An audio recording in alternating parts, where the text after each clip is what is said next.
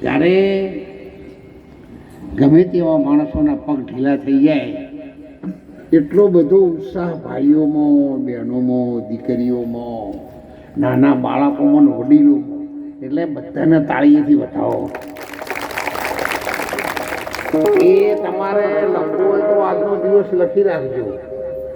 એ તમારા ચડતાની નિશાની.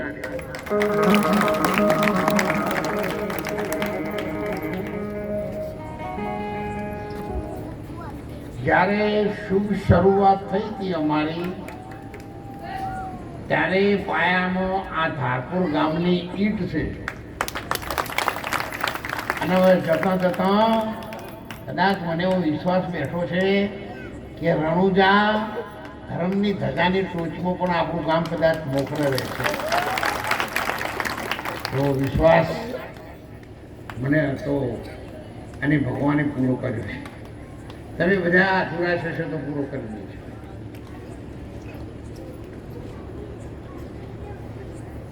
અમલીયાસણ ગામ સાહેબ, તમે આ જૂના વડીલો માથે સફેદ વાળ છે, બધાને ખબર એ બધા જાણો છો અમલીયાહાણ. અને અત્યારે અમલીયાહાણ ઘરદીઠ બહુ, ઘરદીઠ ગાડીઓ, ઘરદીઠ સાધનો, ઘરદીઠ નોકરિયાત, જો આ સેવાનું ફળ છે.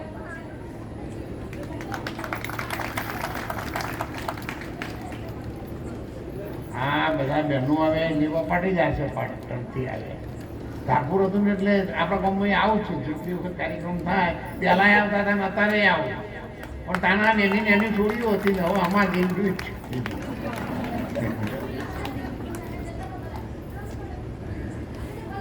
એટલે સમય તો કોઈને છોડતો નહીં.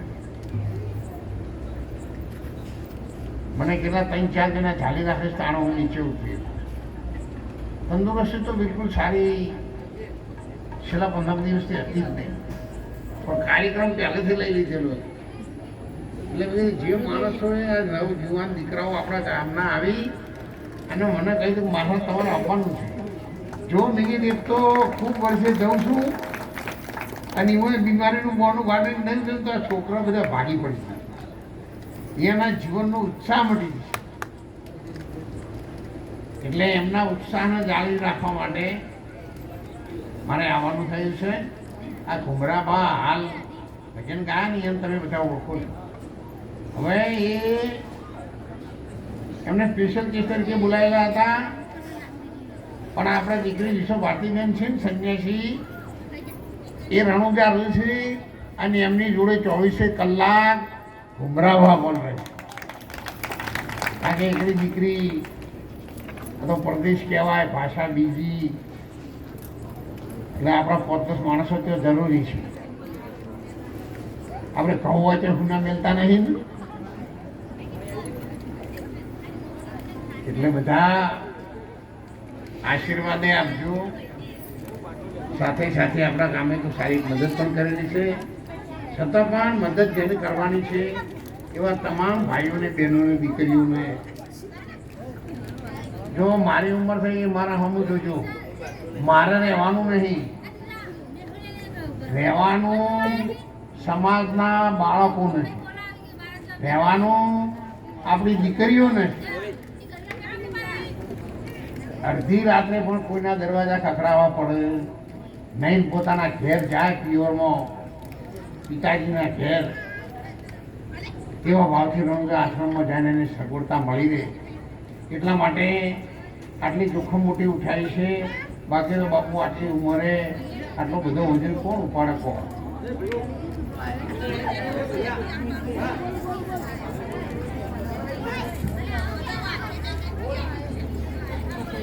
આ મારે હર્ષુદાબેન ખૂબ નાની દીકરી હતી ત્યાંથી મારી સાથે છે. અત્યારે શિક્ષણ ડિપાર્ટમેન્ટમાં માસ્ટર સાહેબના સુપરવાઇઝર છે. તમારા ગામમાં રમે છે ને, ₹1-2 લાખ રૂપિયાનો પગારદાર આપણા ગામમાં આવી અને આપણી ગામની શોભા વધારે. એટલે એવી દીકરીઓએ ખૂબ મહેનત કરી છે. બહેનો મજબૂત રહેજો, દીકરાઓને કહું વડીલો વધરે બેસજો, પણ કરણ દાદાની માફક ઓગળી લોબી કરજો. ઘર દીઠ 18,000 રૂપિયા જો ભેગા કરવામાં આવે ને તો સાહેબ આપણું આ કામ સરળ થઈ જાય એવું.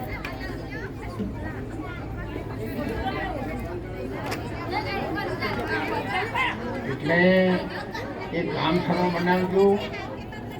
દીકરાઓને મારી વિનંતી છે, ચલો મહારાજ તો આપણા હગા છે, મહારાજ આપણા ઘરના છે, મહારાજ આપણા સમાજના છે, આજ છે કાલ જઈશું, અઠવાડિયા પછી જઈશું, એમ વાયદામાં અત્યારે હાલ તમે મારી પાસે આવશો ને તો તમે જે કહેશો એ જવાબ હું તમને આપીશ, પણ પછી તમે પોતાને ગમે એટલી અગરબત્તીઓ કરો ને પણ તમારા મનની ભ્રાંતિ ફોટો ન ભાગી શકે. એ તો અહીંયા હું મારે કહેવું બરાબર નથી, સાહેબ આખી દુનિયાની અંદર જે વચન બ્રહ્માંડ ઉપર ચડીને આખી દુનિયા હલાવી શકે છે એવા વચન ઉપર આપણે જઈ રહ્યા છીએ, એટલું તો વિશ્વાસ કરો.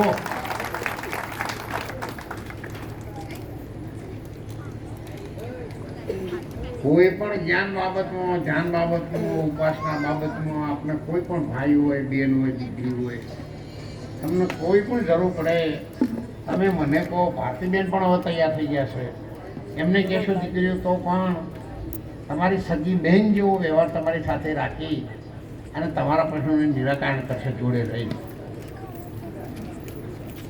એટલે હું વધારે બોલી શકતો નહીં, ડું મારું ફૂટી જાય અને બેસી પણ રહી શકતો નહીં. પણ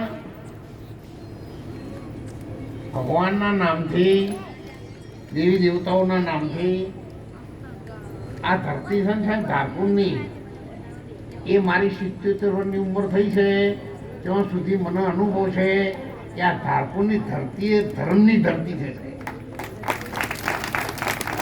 એને તમે જાળવી રાખજો. આ હોનાની હોકળ છે, એટલું જાળવી રાખશો બેડો પાર થઈ જશે. તારીખ 17/5 જેઠ સુદ એકમના દિવસે રણુજા આશ્રમમાં 33 જ્યોતનો પાઠ છે,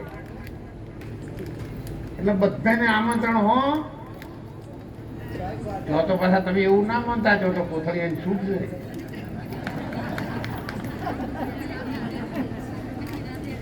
વળી કોઈ પૂછાતું હોય મનમાં. નટુભાઈ બધા